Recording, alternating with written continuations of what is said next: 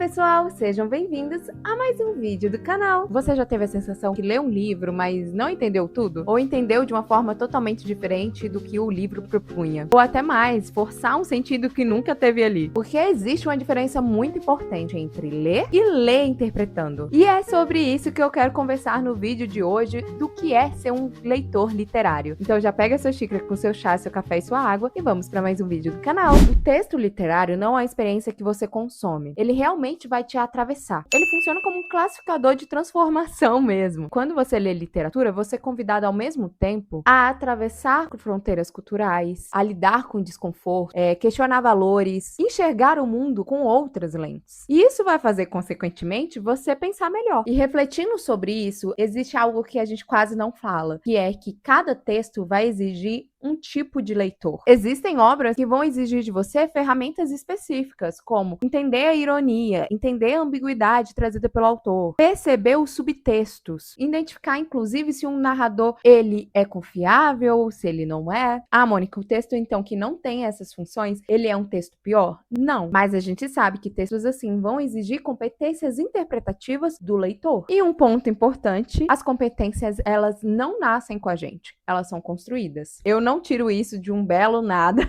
eu trago para nossa roda de conversa Humberto Eco, que vai falar sobre um conceito fundamental que é o leitor modelo. E aqui mora algo interessante, um leitor modelo não é você. Ele é uma espécie de um leitor ideal que o texto imagina. Ou seja, quando o autor escreve, ele projeta um leitor que seja capaz de entender pistas colocadas ali, captar também as referências, preenchendo as lacunas, cooperando, por exemplo, com a narrativa presente ali. Mas o que a gente precisa falar aqui, por trás desse leitor modelo, a gente encontra um leitor real, que sou eu e você. O que acontece muitas das vezes é que a gente acaba não enxergando essas pistas. Pode acontecer também a gente interpretar fora do contexto, ou não ter repertório suficiente para entender aquela referência logo de princípio. Eu digo muito isso porque quando eu li O Ovo e a Galinha, da Clarice Lispector, gente, não era uma época que eu tinha muita referência literária, uma bagagem cultural que me fizesse entender de fato o que poderia vir a ser a essa interpretação de texto. Então, meu primeiro momento, ao me deparar com aquele texto, foi fugir e dizer: a Clarice não sabe o que escreve.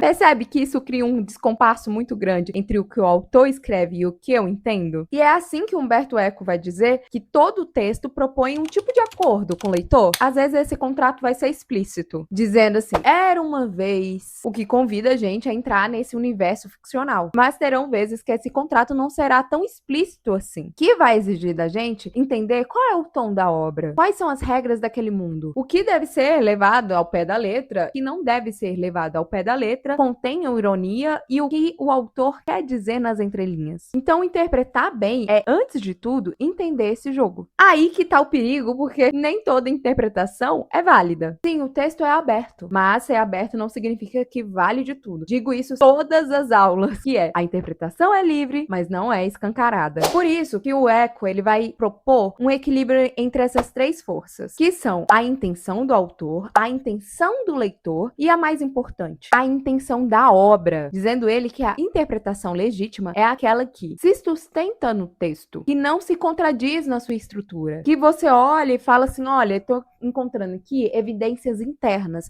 eu consigo me justificar por meio do próprio texto. E quando isso não acontece, a gente vai ter o chamado superinterpretação. É quando o leitor olha para o texto e força um sentido, sabe? Ou ignora o que realmente o texto quis dizer, criando conexões que não se sustentam. E para isso, Humberto Eco vai dar o nome de leitor paranoico. Tenhamos que concordar. É paranoia ficar enxergando coisa onde não tem. Vamos ver um exemplo na prática. A gente pega um recibo da lavanderia. Aqui tá escrito 3 camisas brancas. Aí a pessoa quer ir além, dizendo: meu Deus, isso é um símbolo da Santíssima Trindade. Há algumas manchas no papel e a pessoa interpreta: isso daqui forma um mapa estelar. Há uma ordem dos itens comprados e a pessoa interpreta: será que há algum código secreto aqui? Você consegue perceber que a pessoa que está criando sentido para as coisas expressas ali, mas isso não significa que o sentido existe de fato no texto. Por isso que essa é a importância da interpretação, a importância de impor limites na interpretação. E então, qual é esse limite, Mônica? A coerência. Algo muito parecido acontece também na obra de Dante. Existem interpretações consistentes, que estão ligadas a questões teológicas, nos escritores nos quais o Dante leu, e principalmente o contexto histórico da época. Isso sim influencia a obra de Dante. Mas existem leituras, gente, que tudo tenta transformar em um código secreto.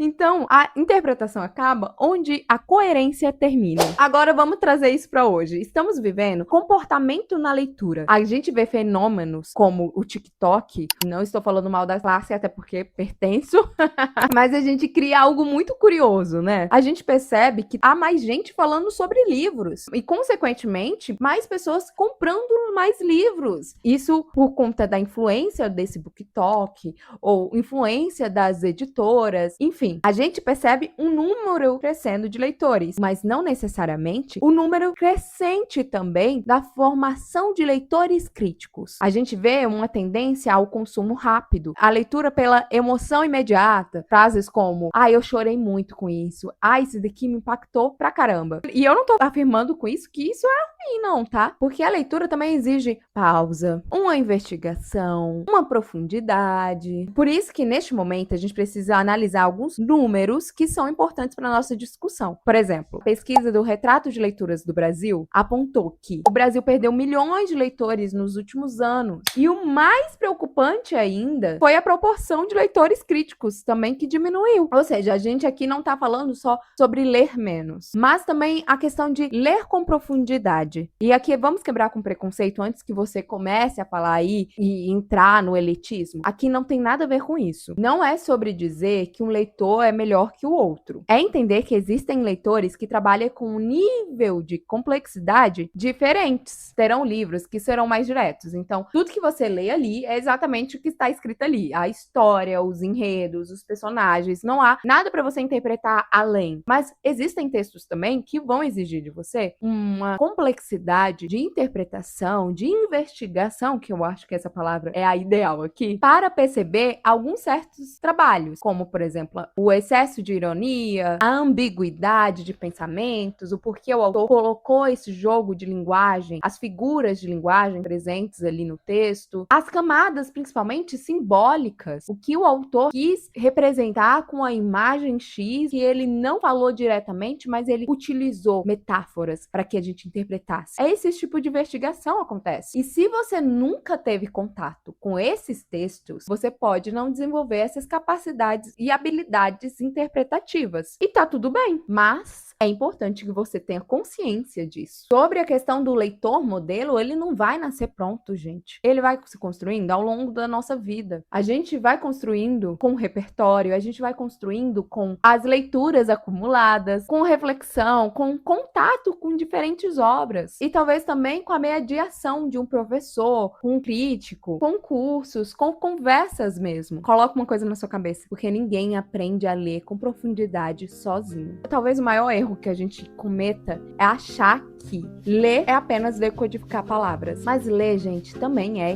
interpretar. E interpretar exige atenção, humildade e disposição para entender que a gente não vai entender logo assim de cara. Porque, no fundo, um bom grande livro não quer ser apenas lido. Ele também quer ser descoberto. Eu espero que o vídeo de hoje tenha trazido algum tipo de reflexão. E se trouxe, comenta aqui embaixo o que você acha sobre ser um leitor crítico. Conta aqui nos comentários que eu vou amar saber. E se você gostou desse vídeo, já sabe, né? Deixa seu like, se inscreva no canal, ativa o sininho das notificações e eu vejo você numa próxima. Beijo!